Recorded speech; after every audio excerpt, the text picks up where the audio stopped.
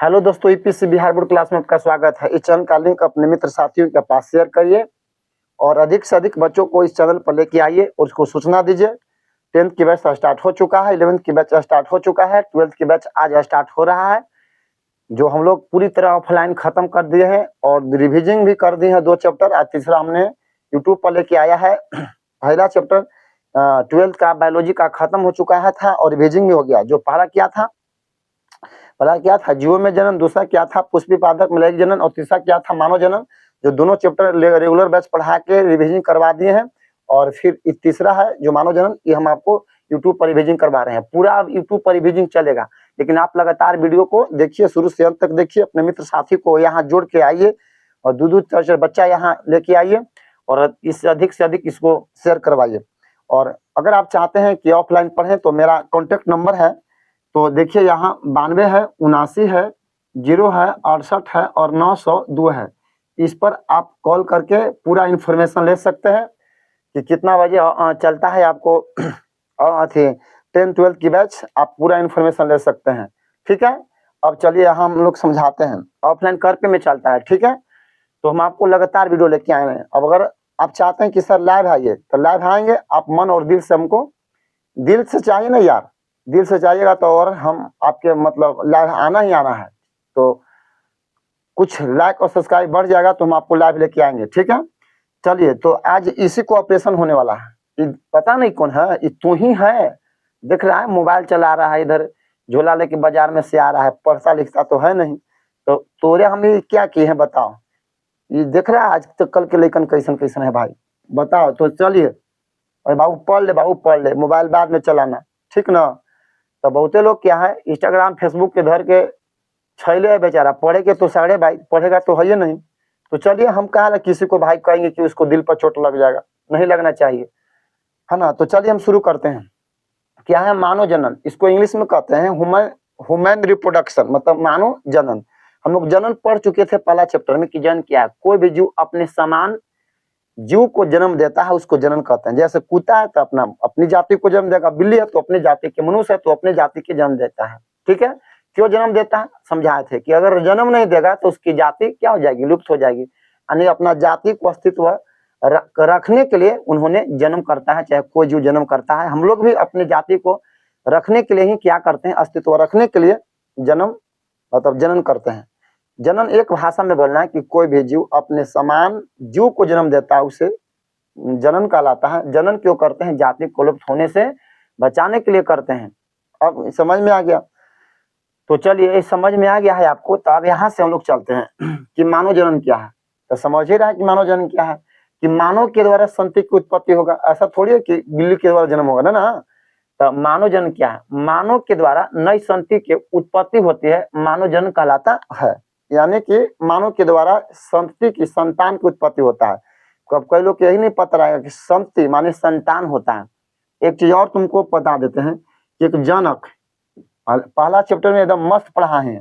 और आपको क्या भाई, आपको जनक जैसे हो गए नर हो गया, दूसरा क्या होगा बाबू मादा। तो एक होता है भाई संतति। अब किसी छोटा बच्चा से पूछोगे ना कि किसका बेटा है, तो कहता है कि मम्मी के है। मम्मी में से आया तो मम्मी के कहेगा। बता, हम लोग एकल जनक की द्वि जनक है, हम लोग द्विज जनक हैं। बच्चा में कम ज्ञान होता है तो बच्चा से पूछो कि किसका बेटा है, तो कि मम्मी के। बच्चा हल्का सा बेचारा क्या आ जाएगा, ज्ञान आएगा उसमें। तब पूछे उससे कि किसका बेटा है, तो कि पापा के हैं। थोड़ा सा साइंस के बारे में बुझने लगेगा तो फिर 8वां 9वां में चल जाएगा, तब उससे पूछो कि किसका बेटा है, तो मम्मी पापा दोनों के। तो समझ में आ गया। तो हम लोग अब तो समझ रहे हैं कि हम लोग द्विज जनक हैं, हम लोग मम्मी के नहीं है न पापा के, लोग दोनों के हैं। तो जो जन्म दिए हैं इसको हम लोग क्या कहते हैं, जनक कहते हैं। और जो आया है दुनिया में, जो मोबाइल चला रहा है बबुआ, ये आया है, तो इसको क्या, इसको संतान कहेंगे। तो अभी तो मोबाइल चलाने में बेचैन है, देख ही रहा है ना। तो ये क्या है, संतान है। यानी कि जनक से ही संतति बनता है। तो एक दिन एकरो बेचारा पढ़े लिखेगा नहीं, तो कहेंगे बाबूजी के चल पढ़े लिखे ना, तो चल तोरा याद दे वही। तो नाद देंगे बेचारा घर में, मतलब ब्याह कर देंगे, शादी विवाह हो जाएगा, केहू जनके बन जाएगा, फिर एकरो बाल बच्चा हो जाएगा। तो समझ रहा है कि क्या होगा इसको साथे। फिर सारा मोबाइल बेचारे घर ही रह जाएगा, फिर अपना ही बेचारा का छुट्टी नहीं मिलेगा मोबाइल चलाने में, अभी तो बिजी है। समझ गया कि जनक किसको कहते हैं। तो हम लोग अभी जितना पढ़ रहे हैं तो हम लोग जनक है कि संत हैं, आपको कमेंट में बताना है कि हम लोग जनक है संत हैं। तो हम लोग अभी पढ़ रहे हैं, लेखन है अभी, तो हम लोग क्या है, संती हैं। हम लोग मम्मी पापा के संतान है बाबू, यानी कि संती हैं, मम्मी पापा क्या जनक है। चलो, एकल जनक की दुई जनक है, दुई जनक है, मम्मी के पापा की दोनों के। चलो बाबू, अब चलते हैं कि मानव के द्वारा नई संतति की उत्पत्ति होता है, उसे मानव जनन कहलाता है। अब मानव जनन क्या, मानव जनन एक लैंगिक जनन है, मतलब हम लोग नर के हैं कि मादा है। अब लैंगिक जनन क्या है, लैंगिक जनन के मतलब होता है कि जिसमें नर और मादा दोनों से मिलकर बने हम लोग लैंगिक जनन है कि अलैंगिक, लैंगिक है। हालांकि पहला चैप्टर में पढ़ा थे लैंगिक अलैंगिक डिटेल में। तो लैंगिक किसको कहते हैं, जिसमें नर और मादा दोनों पार्टिसिप मतलब दोनों भाग लिए हैं, तो हम लोग नर और मादा दोनों से ही मिलकर बने हैं, तो हम लोग एक लैंगिक जनन है। दूसरा, हम लोग एक लिंगीय प्राणी है कि द्विलिंगीय प्राणी है, तो हम लोग एक लिंगीय प्राणी है। हम लोग केवल नर है तो नर, या मादा है तो मादा। जबकि केचुआ वगैरह है ना, केचुआ तो वो द्विलिंगीय प्राणी है। वो कभी कभी देखता है कि भाई पार्टनर मिला तो मिला, ना मिला तो ले अपना ही में गेम खेल जाता है। हमने वैसा नहीं है, पार्टनर मिलेगा तभी गेम होगा, समझ ही रहे। तो दूसरी बात हो गई। बाकी हमने कहा मीवा था, वहां क्रोन पढ़ाए थे, इस वन क्या था, इस वन अलैंगिक जनन था।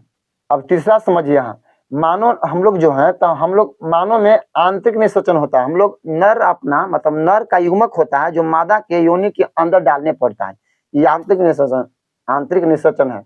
अब बताओ, मछली हो जाता है मछली, या फिर मेढक है, इसमें क्या है, आंतरिक है कि बाहर निषेचन है, इसमें बाहरी निषेचन है। मछली हो गया, सांप हो गया, इसमें बाहरी निषेचन है क्या, मछली अपना युग्मक नर युग्मक छोड़ देगा पानी में, अब वो आएगा मादा वाला मछली आएगा, उसको श्वसन क्रिया करेगा गैस के सहारे, ले गर्भवती हो गया, अब उसमें हो गया काम, समझ गया। लेकिन हम लोग में ऐसा बात नहीं है। तो मानव एक आंतरिक निषेचन हो गया। दूसरी बात कि मानव जनन एक जरायु है, मतलब हम लोग एक सजीव प्रजक जीव, हम लोग सजीव माने कि हम लोग डायरेक्ट संतान उत्पत्ति करते हैं। कुछ जीव है जिसको अन्न प्रजक कहते हैं, पढ़ा थे पहला चैप्टर में बाबू डिटेल से। जैसे हम लोग जैसे कहें बाबू कि क्या बोलते हैं, मुर्गी हो गया, ये सबन क्या है, आपको तितिर हो गया, मुर्गी हो गया, इसमें क्या है, अन्न प्रजक जीव है, मतलब अंडा से संतान बनता है, समझ ही रहे हैं। हम लोग क्या है, सजीव प्रजक हैं, डायरेक्ट हम लोग संतान उत्पत्ति करते हैं, तो हम लोग जरायु हैं यानी कि सजीव प्रजक है।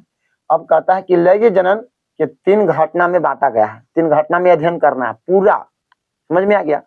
पहला है जिसका नाम क्या है, निषेचन के पूर्व, मतलब निषेचन के पहले क्या होता है उसको समझना है, निषेचन के समय क्या होता है, समझ में आ रहा है। क्या ये निषेचन के पश्चात मतलब निषेचन के बाद क्या होता है, यानी कि कहने के मतलब है बउआ कि इसको हम लोग कहते हैं बाल अवस्था, इसको कहते हैं किशोरावस्था, इसको मतलब इसको कहते हैं जो निषेचन के पूर्व, इसको बाल अवस्था कह सकते हैं। इसको कहते हैं भाई क्या कहेंगे, प्रजनन अवस्था।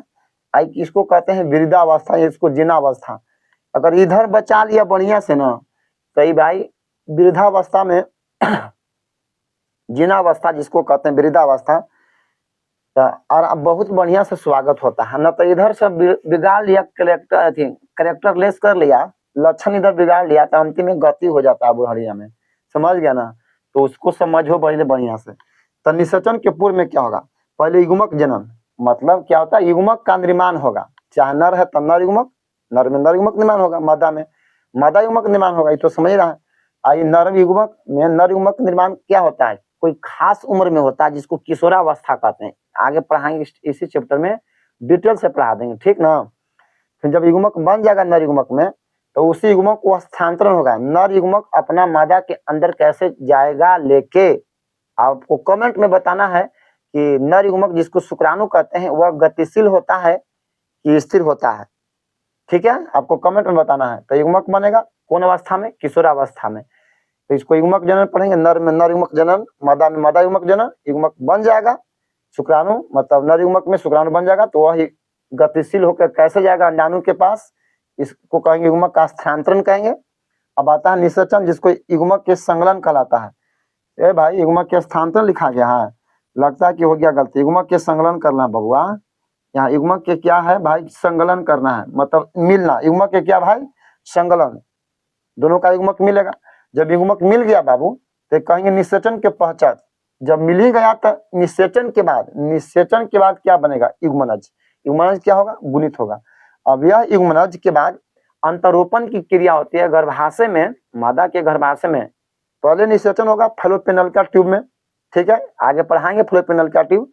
निषेचन की क्रिया कहाँ होगा? फैलोपिनल का ट्यूब में, अंडवाहिनिया में। फिर वहां निषेचन के बाद क्या बनेगा? यूमनज। यह यूमनज जाके गर्भाशय के अंतःस्तरीय परत में क्या होती है? अध्यारोपण हो जाता है, मतलब वहां चिपक जाता है। और उससे फिर क्या बनेगा? और सूत्री विभाजन होकर भ्रूण बनेगा। बेचारा क्या भाई, सबसे पहले भ्रूण को में क्या बनती है? धड़कन बनती है। बाकी डिटेल उसको पढ़ाएंगे। 6ठा महीना तक यह भ्रूण बढ़िया से सारे अंग का विकास कर लेगा, वह दुनिया में आने के लिए तैयार होगा। भाई 2 महीना वो बढ़िया से खाएगा पिएगा, गर्भनाल के सारे प्लेसेंटा के सारे मजबूत होगा, और फिर प्रसव के लिए दुनिया में आएगा। ठीक है, आपको फिर प्रसव भी पढ़ाना है, ठीक ना, डिटेल से पढ़ा देंगे, मस्त पढ़ाएंगे। आप खाली वीडियो को बढ़िया से शेयर करिए और लगातार देखिए, ठीक ना। अब आता है, ये तो यहाँ तक समझा दिए। तो भ्रूण हो गया प्रसव, प्रसव मतलब बाहरी आना। अब कैसे बच्चा जन्म लेता है समझाएंगे, ठीक है ना। तो कहता है कि जनन तंत्र क्या है? जिन अंगों से संतति की उत्पत्ति, संतान को जन्म देते हैं, उसको जनन तंत्र कहते हैं। जैसे हाथ जनन तंत्र नहीं है, समझ रहे हैं? समझिए ना कि हाथ जनन तंत्र एक सहायक अंग है का। तो ये कहता है जनन तंत्र, जिन अंगों के द्वारा संतति की उत्पत्ति होती है उसे जनन तंत्र कहलाता है। अब इसी जनन तंत्र को 2 भाग में बांटा गया है। एक है जिसको कहेंगे कि नर जनन तंत्र, और दूसरा है जिसको कहेंगे मादा जनन तंत्र। अब नर जनन तंत्र किसको कहते हैं? जिसमें नर युग्मक का निर्माण होता है। जब तंत्र लगल है तो इसमें बहुत सारे होगा नर जनन तंत्र में, है ना। तो नर जनन तंत्र को 2 भाग में बांटा गया है। एक को कहते हैं प्राथमिक अंग या प्रमुख अंग के नाम से जानते हैं। समझ में आ रहा है? प्राथमिक या प्रमुख अंग। तो नर का प्रमुख अंग या प्राथमिक अंग किसको कहते हैं? वृषण। देख रहे हैं यहाँ पे एक जोड़ा होता है वृषण, आगे गहराई से पढ़ोगे वृषण। इसी वृषण में नर युग्मक शुक्राणु बनता है। कैसे बनता है? गहराई से पढ़ाना है, ठीक है। तो नर जनन तंत्र के प्राथमिक अंग किसको कहते हैं? वृषण को। और सहायक अंग किसको कहते हैं? अधिवृषण को, यानी कि इसको द्वितीयक अंग कहते हैं। प्राथमिक अंग को प्रमुख अंग कहा जाता है, सहायक अंग को द्वितीयक अंग कहा जाता है। नर के प्राथमिक अंग वृषण है, एक जोड़ा होता है, ठीक है बाबू। ये सहायक अंग है जिसको हम लोग द्वितीयक अंग कहते हैं, या अधिवृषण है, शुक्रवाहक है, शुक्रवनीय है। नीचे कहीं वीडियो कट रहा होगा, वृषण जल का है, शुक्राशय है। फिर आगे होता है सहायक ग्रंथिया होता है, प्रोटोस्टेट ग्रंथिया, बलबुथ्रो ग्रंथिया। शायद आपको वीडियो में नहीं दिखाई दे रहा होगा, ठीक है। अब यहाँ से नयन तंत्र को मतलब 2 भाग में, प्राथमिक अंग, सहायक अंग। प्राथमिक अंग क्या कहते हैं? किसको कहते हैं? वृषण को। सहायक अंग किसको कहते हैं? अधिवृषण, शुक्रवाहक, शुक्रवनीय, वृषण जल का, शुक्राशय। आगे है सहायक ग्रंथिया, मतलब शुक्राणु को में गतिशीलता क्या देता है, शुक्राणु को आगे मतलब क्या बोलते हैं, वीर्य के रूप में क्यों बदलता है, आगे इसी वीडियो में पढ़ाएंगे। मतलब अभी आज की वीडियो नहीं, धीरे धीरे 2 4 5 वीडियो आ जाएगा उसमें। तो अब बताना है कि मादा जनन तंत्र के भी 2 भाग हैं। जैसे यहाँ था प्राथमिक और सहायक अंग, यहाँ भी है प्राथमिक अंग, सहायक अंग। आपको कमेंट में बताना है कि मादा के प्राथमिक अंग किसको कहते हैं और मादा के सहायक अंग कौन कौन सा है। ऐसे हम आपको इस वीडियो में पढ़ाएंगे और बहुत बढ़िया से पढ़ेंगे कि नर जनन तंत्र क्या है, उसकी बनावट क्या क्या होता है। फिर मादा जनन तंत्र के बारे में खूब बढ़िया से पढ़ें। हम आपको ऑपरेशन तहाक करने के लिए सिखा देंगे, खाली आप मेरे वीडियो में लगातार देखिए। अब देखो ये बबुआ के हम थोड़ा सा समझा देते हैं। साला दुनिया के सबसे बड़ा बिजी आदमी यही है, समझ ही रहे हैं, बर्बाद कर रहे हैं भाई। देख रहा है, आ रहा है बाजार से बैग लेके, इधर मोबाइल चलाने में बिजी है, ऐसा कने धक्का मार देता है। पूरा शरीर के जो है ना बॉडी, यह शरीर के बॉडी को 3 गुहाओं में बांटा गया है बाबू, ठीक है। ऊपर वाला जो गुहा है, जो यहाँ से है ना, ये फेफड़ा, तो इसको कहते हैं वक्ष गुहा। इसको क्या कहते हैं भाई? वक्ष गुहा कहते हैं, ठीक है ना।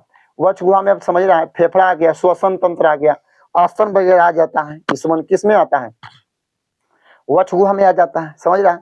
अब वक्ष गुहा के थोड़ा सा नीचे उतरोगे ना, तो यही है, जानते हैं, उदर गुहा। कौन सी गुहा है? उदर गुहा। क्या भाई? उदर गुहा है। अब उदर गुहा में समझ रहा है क्या है भाई? सिस्टम है। कौन सा सिस्टम है? पाचन तंत्र है, छोटी आंत, बड़ी आंत, अमाशय, अग्नाशय, सब पचता यही में है। बहुत 10th क्लास में आपको बहुत बढ़िया से पढ़ा दिए थे, अब तो आप 12th में आ गए बाबू, है ना। तो अब लगातार रहिए, बेहतरीन तो पढ़ावे ही करेंगे। अब उदर गुहा के नीचे देखो ना, ये लटका हुआ है, जिसको कहते हैं वृषण। इसी को कहते हैं भाई, नाम क्या है? वृषण। इसको कहते हैं श्रोणि गुहा। कौन सी गुहा बाबू? सोनी गुहा कहते हैं, यही सोनी गुहा। यानी कि जनन तंत्र किस गुहा में होता है? सोनी गुहा में होता है। पाचन तंत्र उदर गुहा में, श्वसन तंत्र वक्ष गुहा में होता है। ठीक है, समझ में आ गया? तो अगर आप चाहते हैं कि लगातार हम वीडियो क्या बोलते हैं सर लेके आइए, तो आप मुझे दिल से चाहिए अपने मित्र साथियों के पास इस लिंक को शेयर करिए, लाइक और सब्सक्राइब करवाइए। बहुत मस्त पढ़ाने वाले हैं, बहुत मस्त लाइव भी आएंगे। आप मुझे अभी केवल आप दिमाग से चाह रहे हैं और दिल से भी चाहिएगा दिमाग से, तो हम लाइव आएंगे, अवश्य आएंगे। तो कोई बात नहीं, चलिए मिलते हैं नेक्स्ट वीडियो में, और अधिक से अधिक बच्चों को इस चैनल पर लेके आइए। और बाय, टाटा, बाय बाय।